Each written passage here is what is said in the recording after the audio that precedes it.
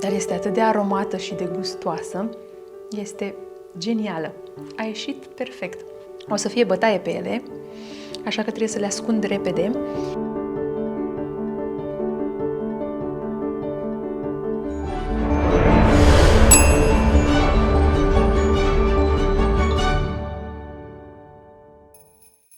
Vă salut cu mare drag! Eu sunt Abi și vă spun bine ați venit în bucătăria mea! Astăzi vom face turtă dulce.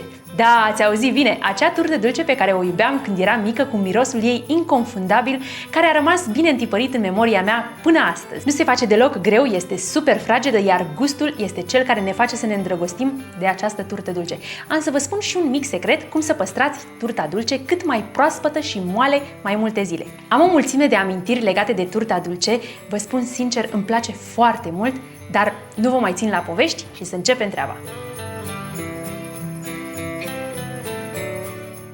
Pentru această rețetă am folosit 300 g făină, 3 ouă, 80 g unt cu 80% grăsime, 80 g zahăr brun, 170 g miere de mană, o linguriță scorțișoară măcinată, o jumătate de linguriță ghimbir măcinat, o jumătate linguriță cuișoare măcinate, o jumătate linguriță ienibahar, o jumătate linguriță nucșoară, o lingură esență de portocală, coaja rasă de la o portocală, o jumătate de linguriță praf de copt, o pătrime de linguriță bicarbonat de sodiu și un praf de sare. Pentru glazură am folosit 150 g zahăr pudră, 3-4 lingurițe de apă și 3-4 lingurițe suc de lămâie. Mai întâi pregătim mixul de condimente. Eu am aici ghimbir, adăugăm cuișoare măcinate,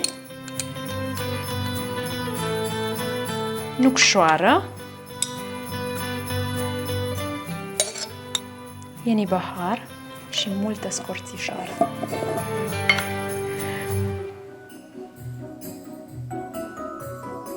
Amestecăm și lăsăm deoparte.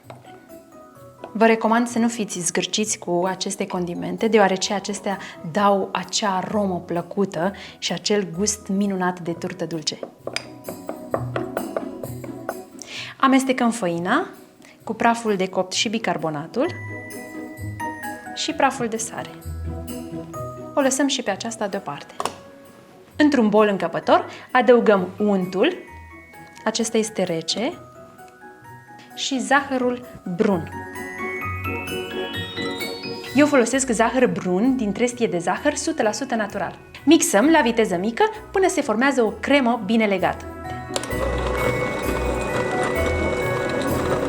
Mărim viteza și mai mixăm încă puțin.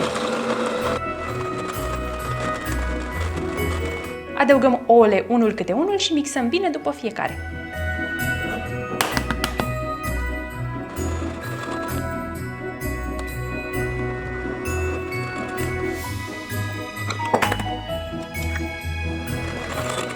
Adăugăm mierea, condimentele, esența și coaja rasă de portocală. Eu folosesc miere de mană, este o miere mai închisă la culoare și cu această miere preparatul nostru va ieși perfect. Dacă nu aveți miere de mană, puteți înlocui această miere cu orice miere aveți voi la îndemână. Condimentele, coaja de portocală și esența de portocală. Mixăm până se combină toate ingredientele foarte bine.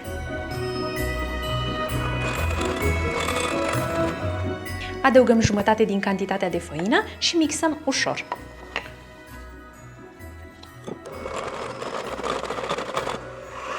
Am terminat cu mixerul. Continuăm să adăugăm toată făina și amestecăm cu o spatulă.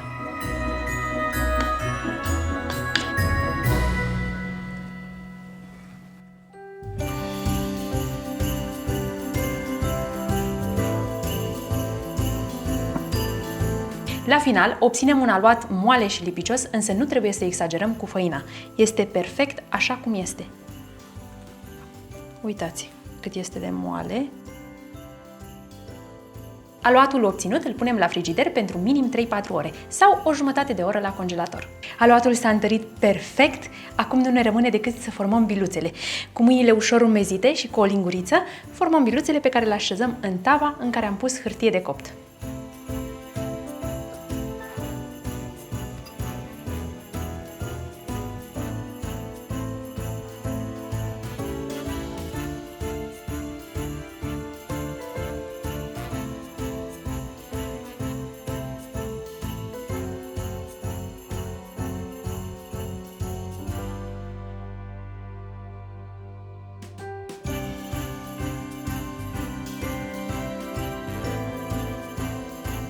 Coacem la cuptorul preîncălzit la 170 de grade la programul cu ventilație sus și jos pentru maxim 10 minute. Nu mai mult, ele trebuie să rămână moi și pufoase.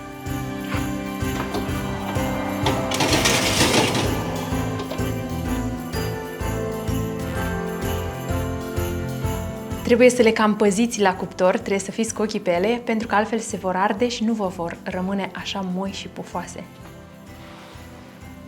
20 de secunde. Gata. Imediat. 5, 4, 3, 2, 1. Gata.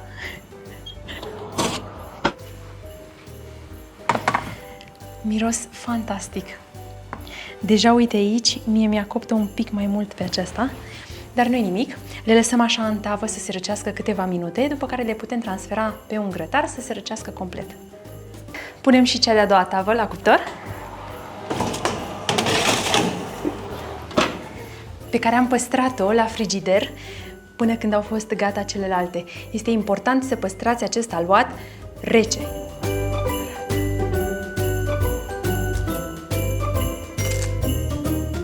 Unele mai mici, unele mai mari.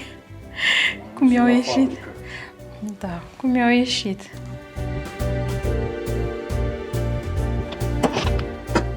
Gata, și a doua tavă. Între timp, le pregătim o mică glazurică. Adăugăm puțină apă, peste zahărul pudră și zeamă de lămâie. Și amestecăm.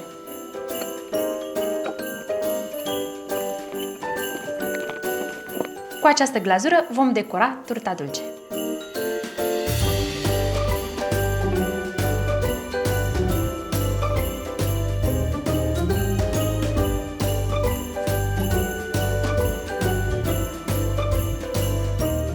Gata, dragilor! Am terminat de pensulat toate turtele dulci. Turta dulce glazurată o punem din nou în cuptorul, care este încă cald, pentru a se usca glazura. S-a uscat perfect la cuptor, așa că nu ne rămâne decât să le așezăm frumos pe platou. Nu vreau să stric decorul, așa că mi-am oprit și eu una micuță aici, ca să vă spun cum este. Deși știu cum este.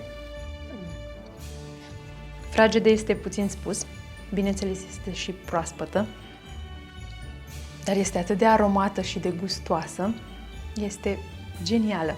A ieșit perfect. Îmi plac foarte mult. O să fie bătaie pe ele, așa că trebuie să le ascund repede și știți cum le ascund ca să le păstrez cât mai mult? În cutii închise hermetic, în care pun câte o feliuță de măr sau portocală, pe care o schimb în fiecare zi. Și în felul acesta am turtă dulce proaspătă și fragedă mult timp. Hei, ce ziceți? Vi s-a părut greu? Mie chiar deloc. Sunt gata numai decât, însă mare grijă, sunt atât de bune încât dau dependență. Sper că v-a plăcut această rețetă și v-a trezit o mulțime de amintiri plăcute, iar dacă lucrul acesta se întâmplă, dați un like și lăsați un comentariu cu părerea și întrebările voastre. Mulțumesc foarte mult pentru cuvintele de apreciere și pentru încurajările voastre. Pentru mine contează foarte mult și sunt recunoscătoare. Dacă te-ai uitat până aici, ți-a plăcut și încă nu te-ai abonat, este timpul să te abonezi. Apasă butonul de abonare și intră în comunitatea noastră. În felul acesta vei fi anunțat ori de câte ori public o nouă rețetă. Mulțumim primilor noștri membri de pe canal, cărora le suntem recunoscători. Până data viitoare, nu uitați, turta dulce are alt gust atunci când o gătești cu plăcere. La revedere!